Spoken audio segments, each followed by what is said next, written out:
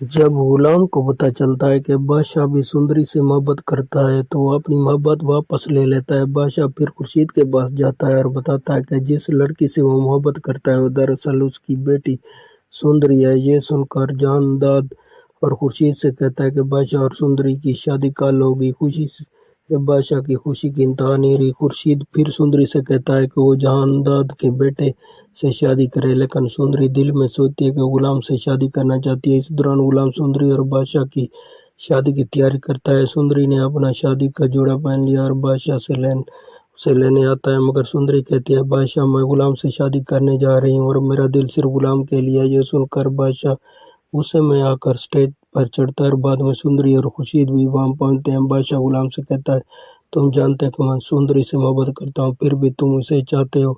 غصے میں غلام جواب دیتا ہے کہ وہ بھی سندری سے سچی محبت کرتا ہے۔ پھر دونوں کے درمیان شدید لڑائی شروع ہو جاتی ہے۔ جہانداد فوراً فیصلہ کرتا ہے اور غلام اور اس کی ماں لاجو کو گھر سے نکال دیتا ہے۔ غلام اپنی ماں کے ساتھ وہاں سے نکل جاتا ہے۔ اس دوران سندری سب کے سامنے بادشاہ سے شادی کرنے سے انکار کر دیتی ہے۔ خورشید اسے اپنے کمرے میں لے جاتا ہے۔ بادشاہ کی نفرت میں وہ غلام کو اغوا کرنے کا حکم دیتا ہے۔ بادشاہ کے لوگ غلام کو پکڑ کر ایک ویران گھر میں باندھ دیتے ہیں اور بادشاہ کو اطلاع دیتے ہیں۔ بادشاہ موقع دیکھ کر سندری سے کہتا ہے اگر اس نے شادی نہ کی تو غلام کو مار دے گا۔ خوف کے مارے سندری غلام کو بچانے کے لیے بادشاہ سے شادی کرنے پر راضی ہو جاتی ہے۔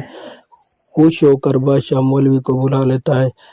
تبھی لاجو خورشید کے پاس آتی ہے اور بتاتی ہے کہ غلام اغوا ہو گیا۔ یہ سن کر خورشید شدید پریشان ہو جاتا ہے اور لاجو سے پوچھتا ہے کہ کیا عاشق علی نے سندری کو طلاق دی تھی۔ لاجو بتاتی ہے کہ جہانداد نے عاشق علی کو مجبور کیا اور دھمکی دی کہ اگر وہ خورشید سے دوبارہ ملے تو سندری کو نقصان پہنچایا جائے گا۔ یہ سن کر خورشید اپنے بھائی سے ناراض ہو جاتا ہے۔ دراصل غلام اپنی رسیوں سے آزاد ہو جاتا ہے اور ویران گھر سے فوراً فرار ہو کر بادشاہ کے گھر پہنچتا ہے۔ وہاں وہ دیکھتا ہے کہ بادشاہ سندری سے زبردستی شادی کروانے والا ہے۔ غلام زور سے سندری کو پکارتا ہے جس سے خوش ہو جاتی ہے، مگر بادشاہ نے پستول نکال کر دھمکی دی۔ سندری خوف کے مارے بے ہوش ہو گئی۔ بادشاہ اسے پکڑتا ہے لیکن غلام فوراً سندری کے پاس پہنچ کر اسے سہارا دیتا ہے اور وہ بے ہوش ہو جاتی ہے۔ خورشید اپنے بیٹی کا ہاتھ غلام کے حوالے کرتا ہے اور کہتا ہے تمہاری وجہ سے میں سالوں تک قید رہا، عاشق علی کی موت کا سبب بنے۔ پھر خورشید سب کے سامنے اعلان کرتا ہے کہ اب غلام اور سندری کی شادی ہوگی۔ مولوی صاحب پوچھتے ہیں کہ کیا تم دونوں نکاح قبول کرتے ہو؟ غلام اور سندری دونوں کہتے ہیں ہاں۔ یوں غلام اور سندری کی شادی ہو جاتی ہے۔ وہ اپنی ماں کے ساتھ جہانداد کے گھر سے خوشی خوشی نکل جاتے ہیں۔ دوستو، آپ کے خیال میں کیا بادشاہ آسانی سے سندری کو بھول جائے گا یا غلام سے بدلہ لے گا؟ ہم سمجھتے ہیں کہ بادشاہ ضرور بدلہ لے گا۔ اپنے خیالات میں کمنٹ میں اپنے خیالات ضرور دیں۔